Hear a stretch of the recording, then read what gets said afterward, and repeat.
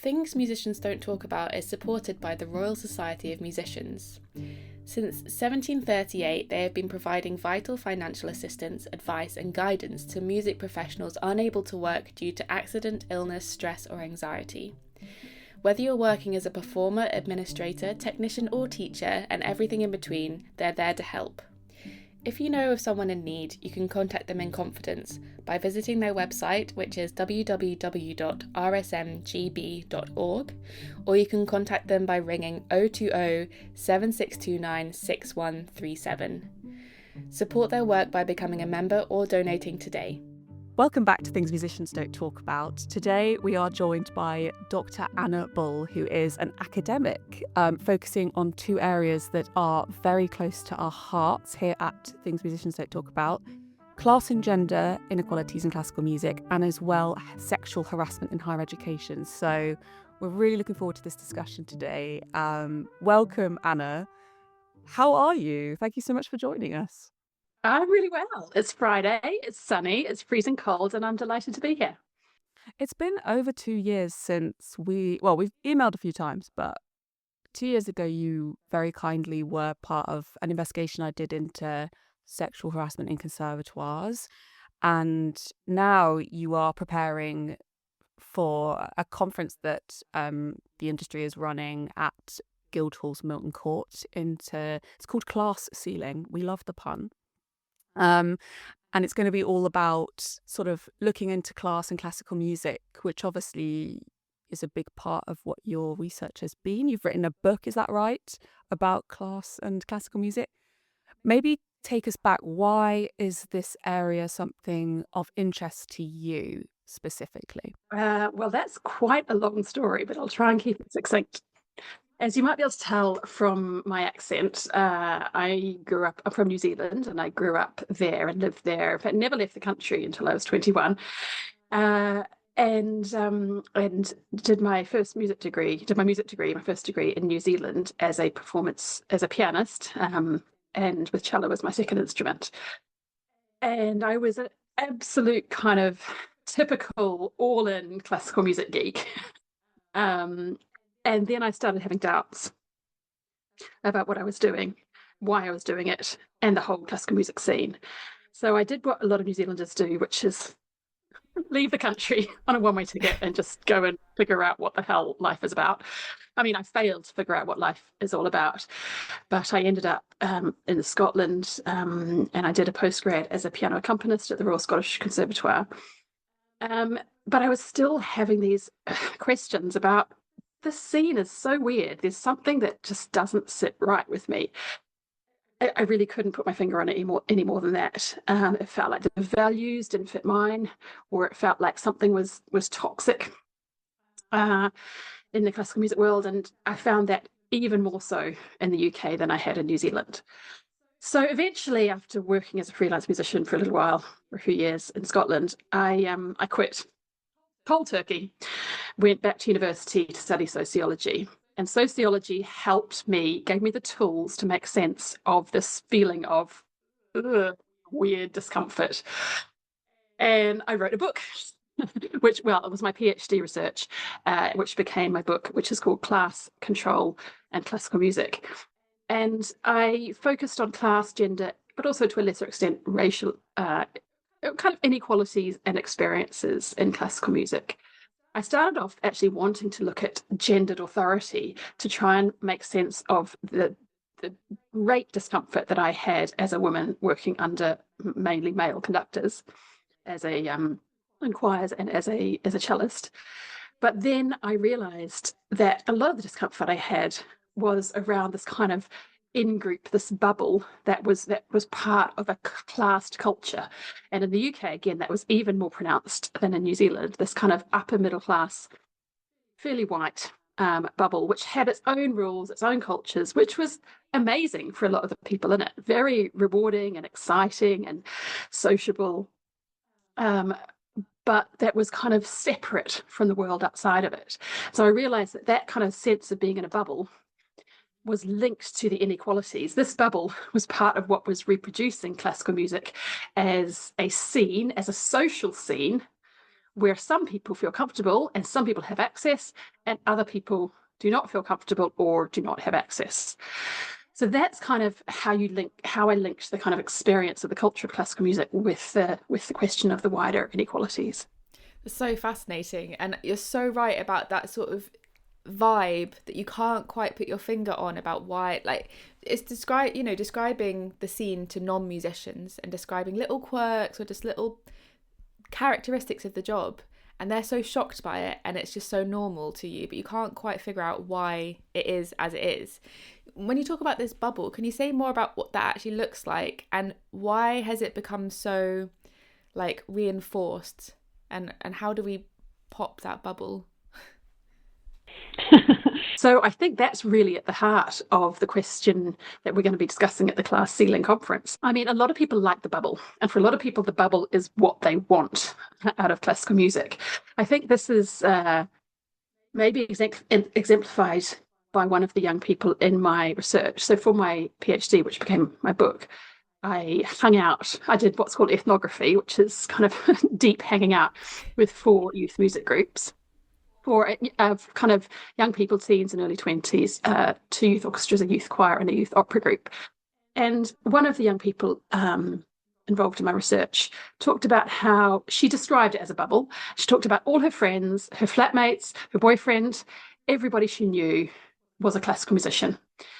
And she didn't see any reason for, she liked it that way. That worked for her.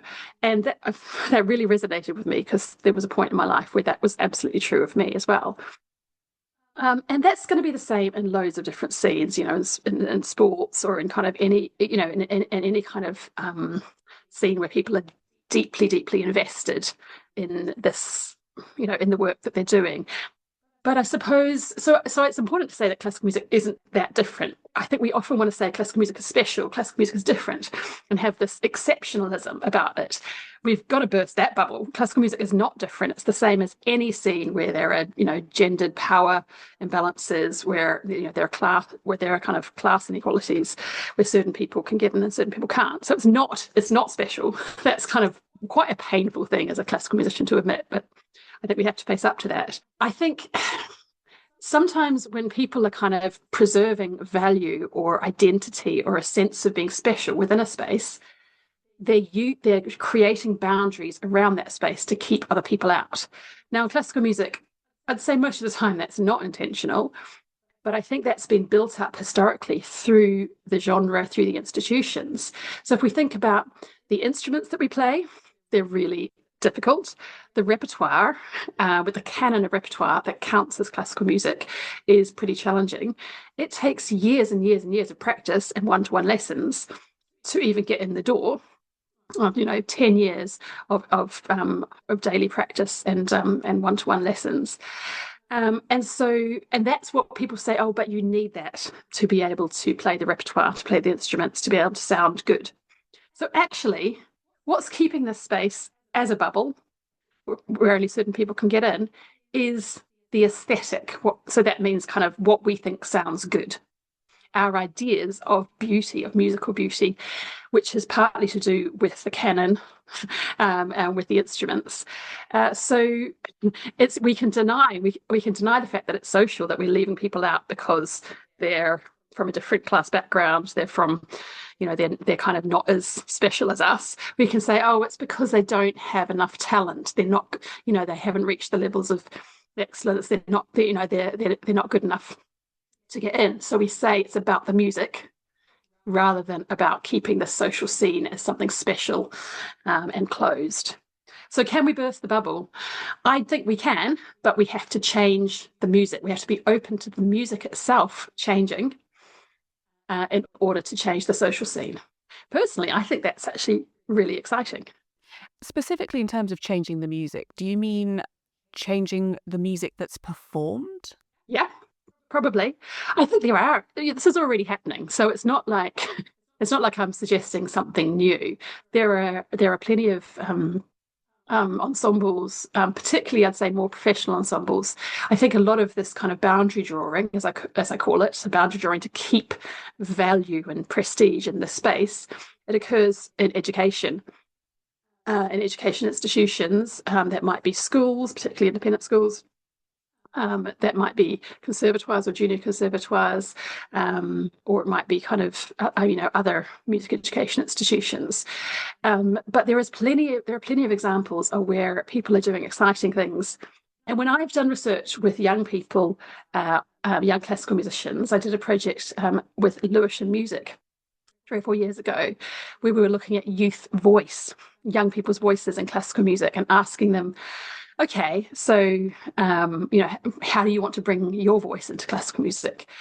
And a lot of them were saying, okay, I wanted to do this. I wanted to try playing this piece a different way. And my teacher told me I wasn't allowed to because that's not how it goes. So our ideas of fidelity to the score and getting it right are actually inhibiting the creative voice of classical musicians everywhere, particularly young people. And I'd say that's particularly a problem in education, because teachers think, they want their pupils to do the best they can, and they think that they're going to do that by getting them to follow the rules and get it right and play correctly. And kids don't want that, it turns out. I'm really interested because there are charities, if we're talking about access to classical music, there are plenty of charities who can provide money for people from lower income backgrounds to access instruments, to access lessons. But are you saying that that's not far enough? Does that, when we're inviting people from lower income backgrounds to have the same opportunities, do you think maybe there's a level to which that's not enough, or that will not work? What's your thoughts on that? I think that's definitely not going to work. I kind of joke about policies which I call "give every child a violin," which I think are kind of prescribing what kids should like and what they should be interested in musically. Not all kids want to play the violin. Shock horror. Kids, want to have a say. They want to have a voice in musically what they want to do. And in fact, this is enshrined in the United Nations Convention of the Rights of the Child, which says that every child has the right to be listened to and to have a voice in decisions that affect them. We do not do this in music education as a general rule.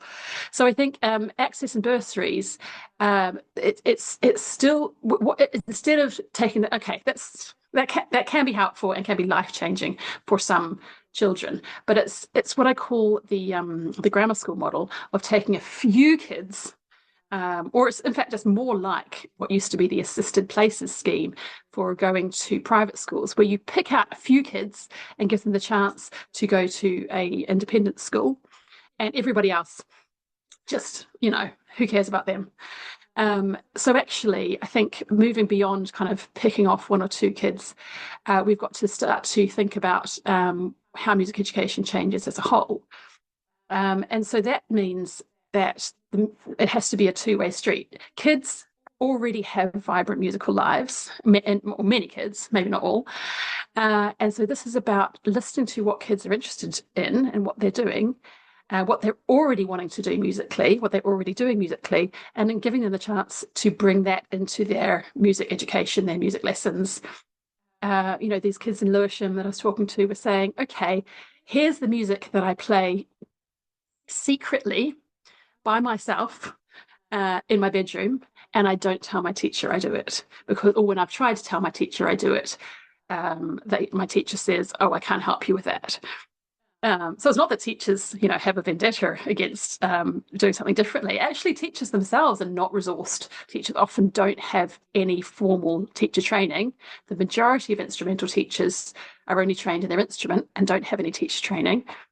So teachers don't know how to support kids. And so kids are doing their creative music making in secret, privately. And I find that really sad. Because they're not able to bring their creative voice and their creative self into classical music, which would be of benefit to them, and it would be of benefit to classical music as a genre. Because imagine if we were getting all of that creative energy coming into the scene. It would be incredibly exciting, and that kind of diversity is what drives forward creative renewal. So creative and social renewal and classical music can go together hand in hand. I see a lot of energy going into maybe rectifying this class divide in maybe primary and secondary education.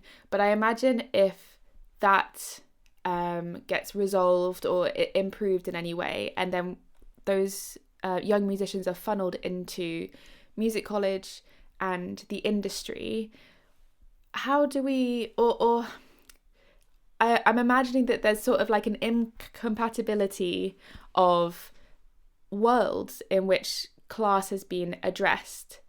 Could you talk a little bit about the ways in which class is a barrier for maybe music college musicians and above? And is there anything that can be done that we can focus on in that sort of, I'm going to say half, but it's more than half, I guess, of a lifetime of a musician? Yeah, so I mean, it's a bit of a miracle that anybody from a working class background makes it to conservatoire. I'll do a shout out to Scott Casely's research, and in his PhD, one of the things he found about state educated young classical musicians. So state educated could be middle class, but just not from more privileged groups, is that a lot of them didn't even know that conservatoires existed, didn't know that you had to apply early, and didn't know about the application processes. So this is kind of what we as sociologists would call cultural and social capital. They didn't have the social networks that would tell them this is what you need to do. And they didn't have the cultural knowledge about how these institutions work. And then if you do actually manage to audition, I remember one of the young people in my research telling me that she was from a kind of, working class, lower middle class background, definitely not a traditional classical music background, and went to one of her conservatoire auditions, and I asked her what she'd been listening to, what's on her kind of recent playlist, and she was honest and told them about this great kind of diversity of listening, which included some of what might be called trashy pop, as well as some more eclectic mixes. And she said she could see their faces kind of change, and she didn't get a place at that conservatoire. Now, this was over 10 years ago, and I hope that these days there will be more recognition that the diversity of your kind of musical taste is going to be a huge asset for any musician. But I think that that just shows kind of some of the classed attitudes. So admissions are a huge area that we need to look at, and we need to go. I mean, the general theme that I'll just say over and over again is that this is not just about economic barriers.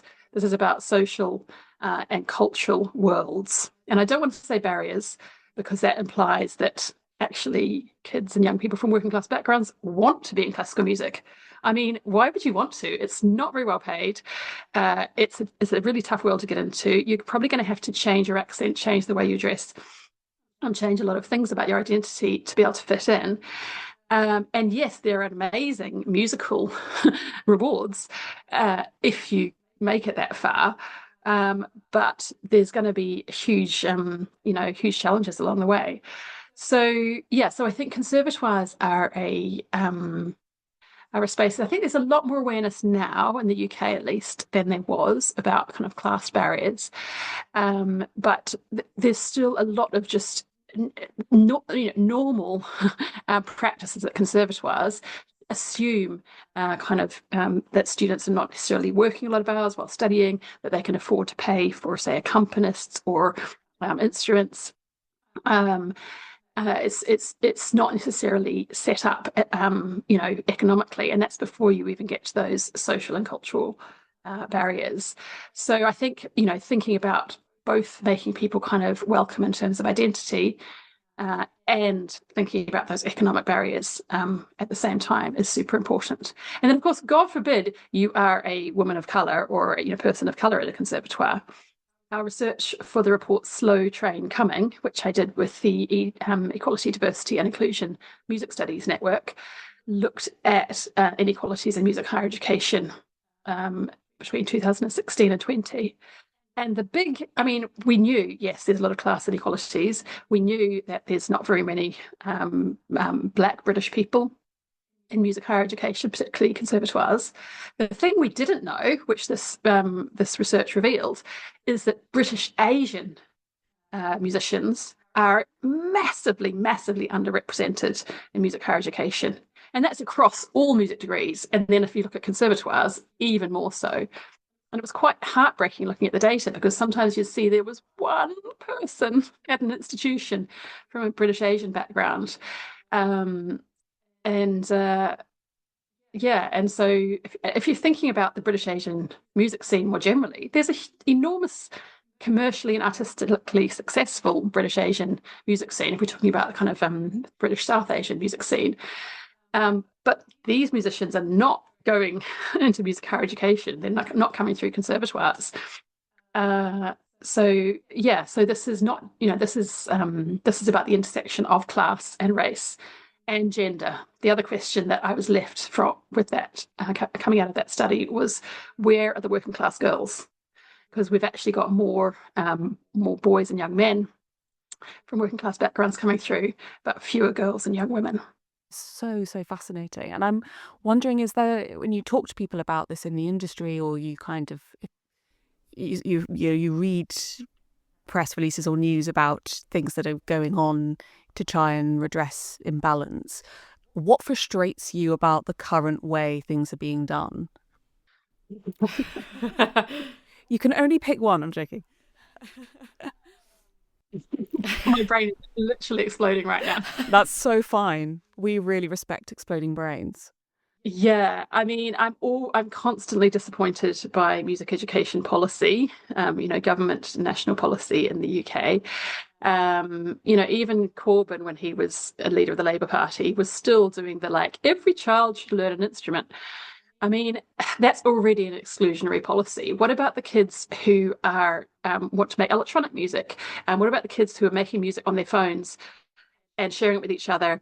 We actually have data from youth music showing that kids on free school meals, so that's a marker of low income, are doing way more creative music making than kids who are not on free school meals. So the more, kind of 80% of kids that are not from low income backgrounds. So there's this huge wealth of creative music making. And then as soon as you say, right, you're going to read staff notation and you're going to learn an instrument, I mean, some of those kids will get really into that, and we should definitely be giving them that opportunity. Of course, we should give all kids the opportunity to learn an instrument, but that's not where music education policy ends. So why are we prioritizing the technologies of classical music, i.e. instruments, as opposed to the technologies around other genres? I mean, I think it's really exciting when you get musicians who have kind of electronic or folk or other genre backgrounds to work with classical musicians. But there's a kind of a hierarchy of value in saying that, every kid should have the chance to learn an instrument. That's saying learning an instrument, reading staff notation is a higher or better form of music making.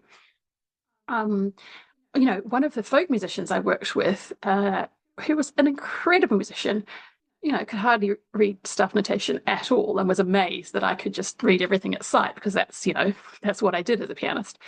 But he was an incredible musician, and I wouldn't kind of want to suggest that his skills were any lesser than mine. So yes, it is a question of genre, and if we're talking about classical music, we've got to think, what's special about classical music? What do we want to preserve as part of this genre? And part of that, might be the canon, and kind of working off a written score. But I would like us to just at least have a little bit of space around thinking about what's possible. And of course, musicologists have been telling us for a long time that nobody is, fidelity to the score is bullshit. Am I allowed to swear? Yes. It's just wrong, historically wrong. If you look at Dan Leach Wilkinson and Anna Scott, who historical musicologists, their work on recordings of Brahms's pupils. Okay, so you'd think that Brahms's pupils would play Brahms's music the way Brahms intended. But when you look at the recordings of Brahms's pupils, which are from the kind of early 1900s, they play it in this very fast, very schmaltzy, loads of pedal, loads of kind of broken chords. I'm thinking about piano music here, in a way that we today would think is incredibly tasteless. Like, it sounds cheesy as hell. I mean, I like it. I'm like, go for it. But it's not how I was taught to play Brahms. And Brahms was one of my dudes when I was a pianist. I love Brahms. And it's certainly, yeah, it's basically seen as tasteless. So our idea of what is correct interpretation is not historically accurate. So we're already not doing historical accuracy, but we're pretending that we are. So we're using fidelity to the score and the composer's intentions as some kind of ideology or myth to, I don't know, to tell people what's right and what's wrong. And it's just pure fiction. So we have a lot more creative freedom once we let go of that idea of fidelity to the score. That opens up all kinds of exciting possibilities, and that doesn't just stop at what we're allowed to do in terms of our instruments. I think that, yeah, if we listen to young people playing classical music or playing classical instruments, and we hear that they want to do more creative music making. So let's help them. I just wanted to say, like, we also don't consider that, say, a young teenager gets interested in music technology or what's it called? Making beats. What do you call that? Oh no. Oh no. We'll go with that. That's good. I had a theory student who got into making beats. Don't know how else you call that. And thought, I love making music. And actually now in Music A level, I can make beats and that can be my composition. But he wanted to learn more about music theory because that's what he didn't have. And so then I came along to teach him that. And throughout our lessons, he got more and more interested in classical music and like the wealth of stuff that was there, and then ended up choosing to go to Leeds to study music, having thought he was going to do economics. So it was kind of like really eye-opening for me that actually that's another route in through, opening up our vision of what is valid music or a valid creativity for a young musical person. Becca, example, because I think it shows that there are different ways than Give Every Child a Violin at age 7, that let's support children and young people to explore the directions of musical creativity that they want to, and give them the tools they need to do that. And that also means giving classical musicians the tools to use music technology. So shout out to Southampton University, who in their music degree have a compulsory first year module on music technology. I mean, all music conservatoires and music degrees should have that, and more are starting to now. But as a classical musician, once I was working and having to deal with music technology, I felt very what's the word? I just didn't have a clue. Impostery. Yes, yeah. Yeah. And that's also a gendered imposter syndrome. So making everybody learn about music technology. I mean, it's a fundamental skill for a musician in the 21st century, but it's also going to support more gender equality by giving women the skills and confidence to go into spaces where technology is needed. I'd really like to talk in a second about your work in sexual harassment in music college, and specifically the sort of gender issues there. But I also, before then, wanted to ask you about what I perceive as a real tension in the industry, which is, yes, this like very the sort of passionate campaign to make music more diverse and give young people more diverse experiences of music and classical music. And then I feel from the other side, people really trying to cling on to this like elitist, purist classical music atmosphere. I don't know quite how to describe it, but people are so resistant to letting go of what they perceive to be classical music. And there's this like image problem that people, when we talk about classical music marketing and how the industry is going to survive, that there's always the argument about classical music being dumbed down. But how do we encourage those people that are so resistant to change in the industry to see this more like this richer, I guess, the opportunity for richer traditions to flourish, and to change the elitist classical music industry image? I mean, part of what you're talking about is asking people with privilege to recognize that and to give up that kind of comfortable place of privilege. Although often that might be people for whom access to that space has not been easy. So they might have come from a less privileged background and are willing and have had to fight to get into that space. And if they've had to fight to get into that space, then they really, really, really value that space. So it's not necessarily as simple as people with privilege. And in fact, I think, very, very privileged or wealthy or upper class people actually, have less to lose. So it's not so much of an issue. I think there's something about coming back to what the aesthetic experience of classical music is. And I think there's something about the kind of intimacy and a particular way of listening, a close listening, of listening, whether as a musician, listening to other musicians in an acoustic setting or with minimal amplification, or as an audience member, having the privilege of being able to listen in that way. And I guess if, rather than the canon, the repertoire, for me, actually, that mode of listening or that mode of making music with people is core to what classical music is. And it's not to say you don't get that experience in other genres, you absolutely do. But I think there's something about that kind of more acoustic approach, which doesn't mean that you're not using technologies, but it means that you're using them in a way that enables that particular emotional, intimate experience. So yeah, so I suppose it's about thinking about what are we what is the experience, but it's also about recognizing that it is a social scene, and so we're not going to just be able to kind of.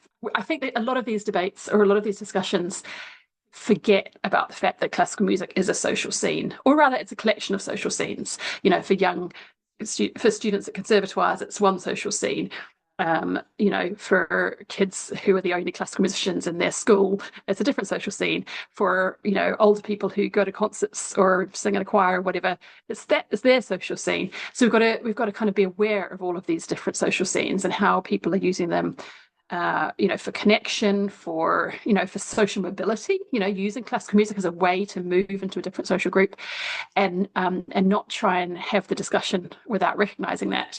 So yeah, so we've got to ask, what's classical music doing socially for people? And can we keep that sense of social connection and keep the aesthetic experience while at the same time allowing it to be to renew itself and allowing this kind of creative renewal? Because actually the idea that classical music is a fixed kind of set of canon of repertoire in the past, that's also just a myth or an ideology. That's never been the case. It's always been changing over time. And people don't like change. So, you could just come back to the point that people don't like change and they want to cling on to something, especially in these kind of challenging times. People probably want something that they think is safe and fixed. And so that's that's totally understandable.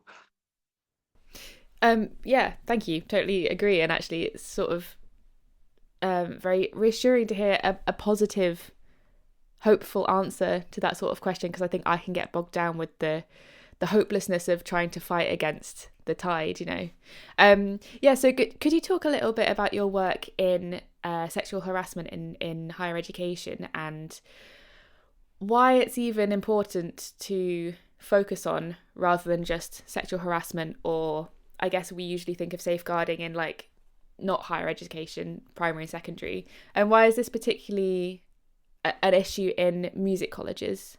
Yeah, so the other strand of my research and activism, it didn't come out of music at all, although the theme of gendered power and how in classical music there are a lot of men in positions of power. And my experiences of being a young woman in this culture, definitely fed into that. But where this came from was activism during my PhD at Goldsmiths, University of London, around sexual harassment from academic staff, towards my friends who I ended up doing activism with.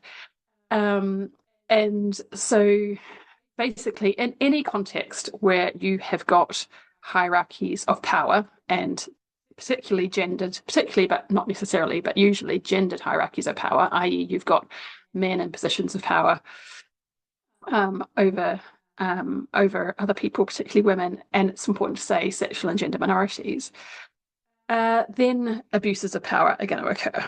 Like that's just the rule, no matter what context you're in. Again, classical music is not special. But there are aspects of classical music that make these kind of gendered abuses of power more likely. The master apprentice model, I just like even saying the name. It's gross. It's really gross. It's so, oh my God, yeah. It creates this dependency, similarly to a PhD student with their PhD supervisor, it creates this relationship of dependency and this kind of closed relationship, which is a huge risk for abuses of power, which could be bullying, they could be other forms of abuse, and they could be sexualized abuses of power or harassment. And in a context where we don't really have a sense of professional boundaries in higher education or what they should be, that's something that's codified in other professions, whether that's social work or medicine or, therapy or even, religious institutions. In higher education, this is a new concept, the idea that we should have ethical ideas of what's appropriate between teachers and students. And then when you've got a social scene that's very competitive and difficult to get into, and people aren't going to want to risk their hard-won place. I mean, I know when I left classical music, it was like such like an unspeakably difficult decision to do that. And that was my decision. I was choosing that. Whereas if I was being pushed out because of, harassment or abuse by a teacher or another member of staff, that would be unthinkably awful. So, you're going to fight for whatever, to be able to keep your space. So there's various, and then the bubble also makes it more of a risk factor because people there aren't any other forms of authority to challenge what's going on in that space. So, and we have these kind of, certainly when I was working as a classical musician, very sexualized cultures. Making sexual innuendos was totally normal. And it wasn't until I started working in other sectors and I carried on making these sexualized jokes and people looked at me funny. I was like, oh, this isn't normal. It isn't normal to turn a page of your score and see a cock and balls written on it when you're working in a professional orchestra. So we've got these norms where there's kind of, a sexualized culture, where there's strong gendered hierarchies. And even though there are plenty of women in classical music, there are still more men in positions of power. And gender is a hierarchy of power in society. Men do still have more power than women in general, whether that's earning more or being in positions of authority and prestige. So we've got all of these risk factors in classical music that mean that these abuses are more likely to happen. So it means it's even more important that music conservatoires and other music education institutions are really, really working against this very actively, on a cultural level as well as kind of in how they respond when concerns are raised. And so, I'm about to actually publish with the Musicians Union a guide to safeguarding and youth voice in music education, because youth voice, supporting children and young people to speak up about issues that concern them, whether that's musical issues or, social issues, that's got to be at the corner or as a cornerstone of your safeguarding policy.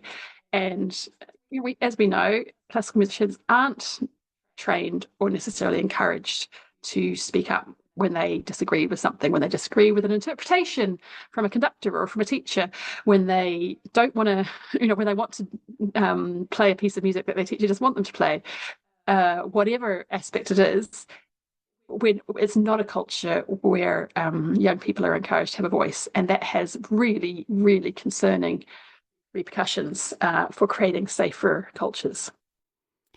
In terms of coercive control and bullying, which are two things I feel I still suffer from memories around at my time of music college, what is the current law in higher education around this? I feel like there's no law.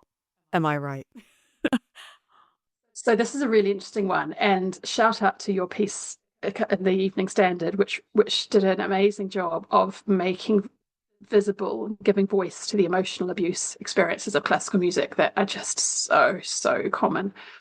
And I think it was really helpful because that piece labeled emotional abuse, and it helps to give us some terminology for something that is not labeled, that we don't have the language for usually, and that I also found in my research which is written about, if you're interested in chapter 4 of my book, some of the young people had experiences of bullying from their teachers, and their response was, oh, my teacher was right to bully me, to call me names, to make me cry, to make me feel like I was a terrible musician, and to make me feel rubbish about myself.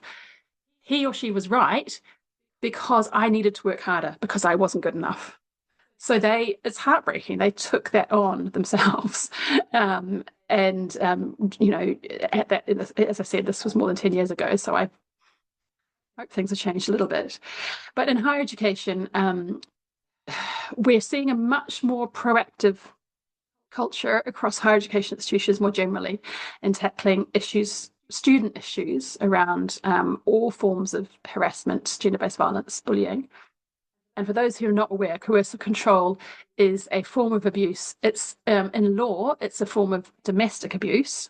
So with an intimate partner or family member, which doesn't necessarily involve any form of physical sexual violence, but involves steps that a partner or a family member might take to control your behaviour. And these could be direct or indirect, but they can be incredibly powerful and incredibly damaging. But in the law, as it stands, there's only a current or former intimate partner or family member. So something I've come across in my research is, what about university teachers? They often exert these kinds of coercive controlling behaviours. And this is, under criminal law, there isn't likely to be any repercussions. But under civil law, this could be seen as a form of sexual harassment or bullying, discrimination on the basis of sex or sexuality or gender identity. Because quite often, in fact, people from sexual and gender minorities are even more likely than women to experience these kinds of behaviours. So being queer is a huge risk factor. But yeah, in England, the good news is the higher education regulator, the Office for Students, has just in August this year, 2025, put in place requirements for all higher education institutions to take steps to address abuses of power between staff and students, and to put in place support and training for all staff and students around harassment and sexual misconduct. Now, this is still very new. There's inadequate monitoring and oversight from the Office for Students. So, institutions have to look like they're doing something, but do they actually have to do it? That's a kind of open question as yet. But I do feel relatively positive about the direction of travel. I'm seeing a much more sophisticated conversation in the sector, both music higher education and the higher education sector more generally, than even 5 years ago. It is going to take time to trickle down, and I know for a fact that there are still people who are experiencing abuses of power. So that cultural shift is taking some time. And of course, this regulation is only in place in England. We're waiting to see what the Welsh regulator will do, and Scotland and Northern Ireland have got distinct regimes again. But I think what's really important is this culture change. So things have shifted a lot in the last 10 years, I would say, and even in the last 5 years. But if there's any students or student activists listening to this, actually what the activism you do, the changes that you push for in your institution, you can make a difference. And student activists have been the main driver of change in this area. So keep pushing. It's the right time to try and make change, and there is the opportunity to do that.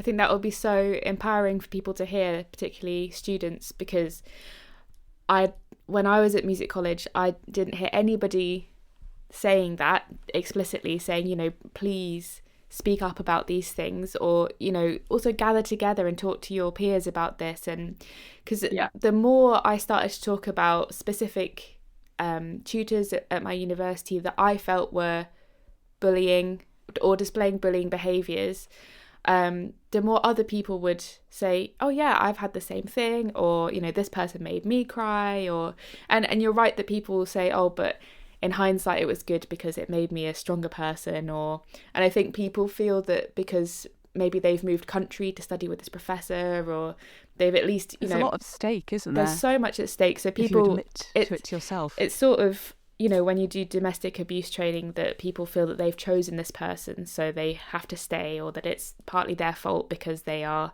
there of their own volition.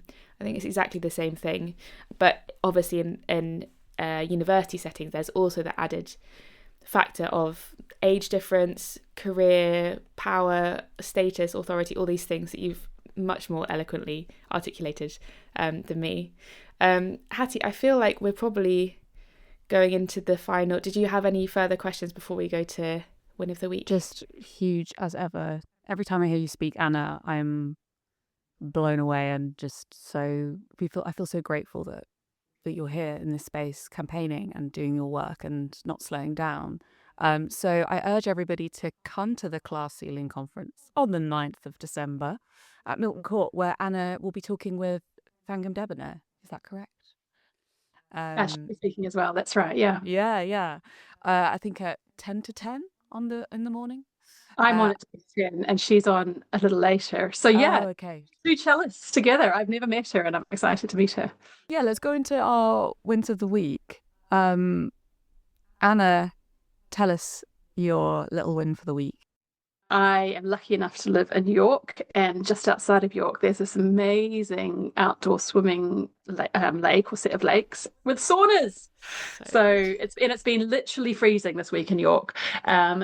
So this morning I managed to fit in a sauna and freezing cold lake swim, and it sounds awful, but it was a beautiful day, and you come out and you just feel so relaxed that you hardly recognize yourself. So that's a place called Poolbridge Farm just outside York. If you want to visit, you won't regret it. I'll be saving that on my Google Maps. Hattie, have you thought of one? I guess my win for the week has been to keep going. I kind of shared this in previous episodes. I've had a period of depression, which I'm kind of come out of now, and this week especially, I've felt so grateful to have found that it's settled and sort of gone away, because I've just felt like I can enjoy life so much more. So I just think thank God for the waves of emotion, and when the dark wave comes back up again, I just feel very thrilled that I'm out of the bad spot now, because I just feel a lot more present and happy about everything going on in life. It's lovely to realise that you wanting to quit your job was actually you being depressed and not actually wanting to quit your job. So that's felt like a big win, because I don't want to quit anymore. That's huge. Gosh, thank you for sharing that. That's incredibly powerful to be able to be open about what's going on in that way. I'm really grateful for you sharing that. That's Hattie's brand. Doesn't make it any less impressive, but being depressed and talking about it, yeah, pretty much. Becca, tell us. My win is I've been freaking out a lot about smartphones and just feeling constantly distracted, and my memory is just not good, and I just can't focus on anything. So I just turned off most of the notifications on my phone. yesterday. It was such a good day.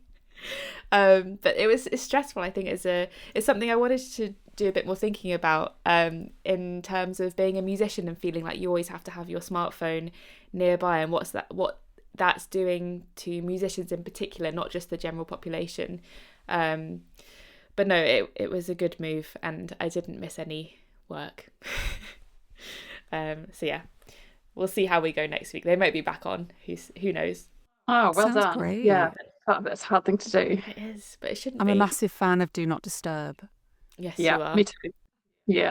And actually, my mum gets quite upset when I use it, because I think when someone tries to call you, it's quite like a harsh response. It's like, they're not available, kind of thing. Right.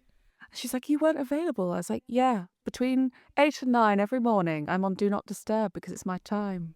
She was like, that's a great idea. That's a great idea. I was like, yeah, take it. You take it. Very good. That could be our silent hour. But Anna, mostly just, again, a huge thanks for this. If people want to follow what you're up to, where can they find you? I mean, Twitter died a death, so I don't really know where. Not there. Not there. For the sexual harassment activism, I'm on LinkedIn these days mostly, and also you can sign up to the newsletter for the campaign group I run, the 1752 group, which is 1752group.com. For the music stuff, to be honest, I don't really know. But just I'll make sure I post stuff on LinkedIn, and but also I don't know. Yeah. What am I trying to say? People, I want people to kind of take this away and do their own thing, I guess is what I'm saying. I'm excited by the conversations that are happening in the space now. I'm excited by your guys' generation coming through and saying, hey, this is not okay. So I would love to see more of that. Oh, and one plug to the Musicians Union resource on youth voice and safeguarding and music education, which is also higher education. That's coming out in January. So the Musicians Union will be posting that on their website. And thanks to the activists who kind of pushed for that to happen. And that would be a good place to start with as a discussion guide. It's got some vignettes and some ideas. And so if you want to read and discuss something, to get a group of people together and do that, that would be a great place to start. Amazing. I'm excited for it to come out and share it and have a look, because it feels super, super needed. So thank you for your work on that. And thanks so much for having me along today. I've really enjoyed talking at you. We've enjoyed talking back at you. Yes. The truth has come out. I really enjoyed monologuing at you. Thank you so much, Anna. Thank you.